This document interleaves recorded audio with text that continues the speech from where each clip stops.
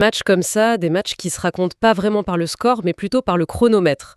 On assiste pendant 90 minutes à un truc incroyable, un géant qui trébuche, une surprise, et puis, paf, le temps additionnel arrive. Et là, en quelques instants, tout bascule. La logique reprend ses droits de la manière la plus brutale. C'est ce quasi-accident qu'on va décortiquer aujourd'hui. On s'appuie sur un article de Wisport du 29 novembre 2025. Le titre est assez clair. Bundesliga, le Bayern arrache la victoire contre Saint-Pauli avec un but de Nicolas Jackson. Et ce qu'on va essayer de faire, c'est de comprendre comment une équipe peut paraître aussi prenable avant de se transformer en rouleau compresseur dans les toutes dernières secondes. C'est tout le paradoxe des très grandes équipes, en fait. Est-ce qu'elles sont grandes parce qu'elles dominent tout le temps ? Ou est-ce qu'elles sont grandes parce qu'elles peuvent être moyennes pendant 90 minutes et absolument géniales pendant les 5 qui comptent vraiment? C'est une bonne question. Et ce match, c'est vraiment l'étude de cas parfaite. Mais pour bien comprendre, il faut absolument commencer par le contexte. Parce que le Bayern, il n'arrive pas serein du tout. Et effectivement, l'article nous le rappelle bien.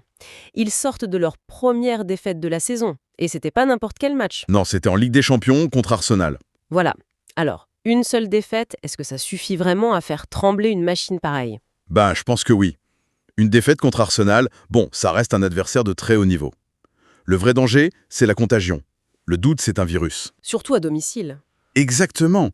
Le pire endroit pour que ça se propage, c'est chez toi, à l'Allianz Arena, contre une équipe qui, sur le papier, ne devrait même pas te poser de problème. Du coup, la pression, c'est pas juste de gagner, c'est de se rassurer, de prouver à tout le monde que c'était juste un accident. Et l'adversaire pour ce test, c'est donc le FC Sampaoli. L'article dit qu'ils se battent pour le maintien. On pourrait croire que c'est l'adversaire idéal pour se relancer, mais j'ai l'impression que c'est tout le contraire.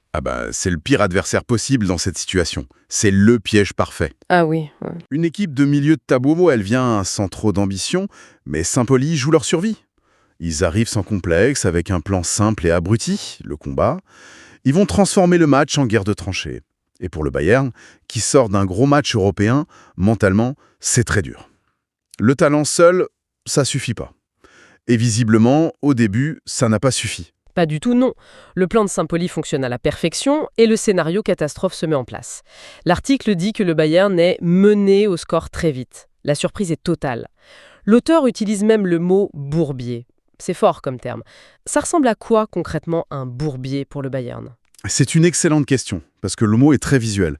Un bourbier tactique, en fait, c'est quand tes points forts sont complètement annulés. Saint-Pauli a sûrement fait un pressing énorme sur le milieu, sur Kimmich, pour l'empêcher de jouer vers l'avant. Bourbier, c'est la frustration qui monte. Une passe ratée, une course pour rien.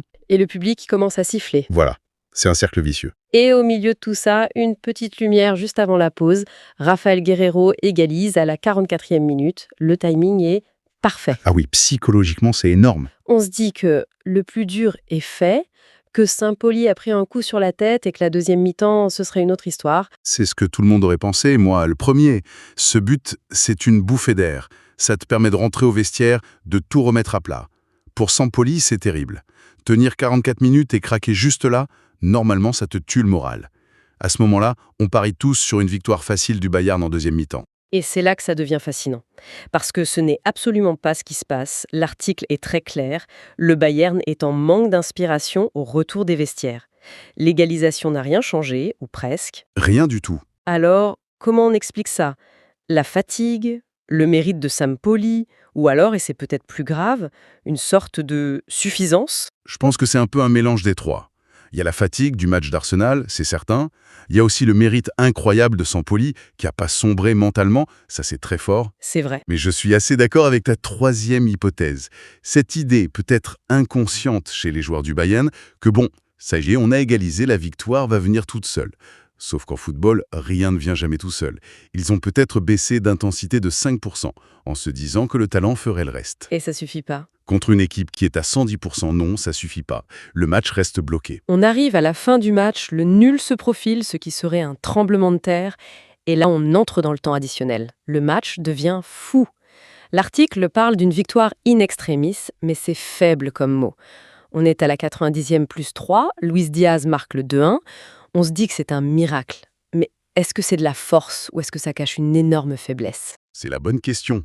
On a tendance à dire « Ah, l'ADN de la gagne, etc. » Et c'est vrai, refuser de perdre jusqu'à la dernière seconde, c'est une qualité immense. Mais quand même. Mais il faut pas que leur brocage la forêt. Pendant 93 minutes, ils n'ont pas trouvé la solution. Cela dit, c'est pas que de la magie. C'est aussi un pari tactique. Dans ces moments-là, souvent, le coach passe en mode ultra-offensif, quitte à tout risquer derrière. C'est un coup de poker. Un coup de poker calculé. Ils savent qu'ils ont la condition physique pour faire la différence quand l'adversaire est au bord de la rupture. Cette polie a tenu 90 minutes. Les 5 minutes de plus, c'était trop. Ce n'est pas de la chance, c'est une arme. Une arme qui va frapper 2 fois. Parce que c'est pas fini. 3 minutes après le but de Diaz, à la 90e plus 6, c'est Nicolas Jackson qui met le 3e. 3-1. En 3 minutes, on passe d'un nul honteux à une victoire qui paraît large. C'est cruel, hein? Ouais. C'est terrible pour Saint-Pauli. C'est la définition du réalisme des très grands. Le premier but, c'est le soulagement. Beaucoup d'équipes s'arrêteraient là. Elle gérerait la fin de match, oui. Mais pas le Bayern. Ils sentent que l'adversaire est KO debout et ils continuent de frapper. C'est ça la mentalité tueur. Le match n'est pas fini. Ce deuxième but tardif, il envoie un message psychologique terrible au reste du championnat. Parlons justement de ce buteur, Nicolas Jackson. L'article précise que c'est son 5e but en Bavière. Ce n'est pas juste une stat, j'imagine. Pour un joueur comme lui, marquer ce genre de but, ça doit avoir une saveur particulière. Ah, mais c'est fondamental. Pour un attaquant, un nouveau qui arrive dans ce vestiaire de star, c'est une validation. Il y a les buts dans les 5-0, c'est bien pour les stats. Et puis, il y a les buts qui arrivent dans le money time. Même si c'est le but du 3-1. Même si c'est le but du 3-1, il participe au chaos final, à la démonstration de force.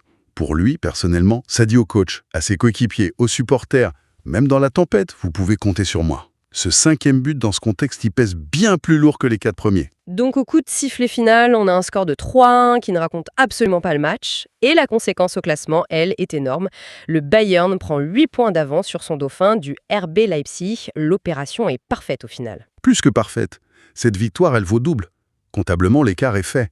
Mais psychologiquement, L'impact est immense. l'impact est immense, oui.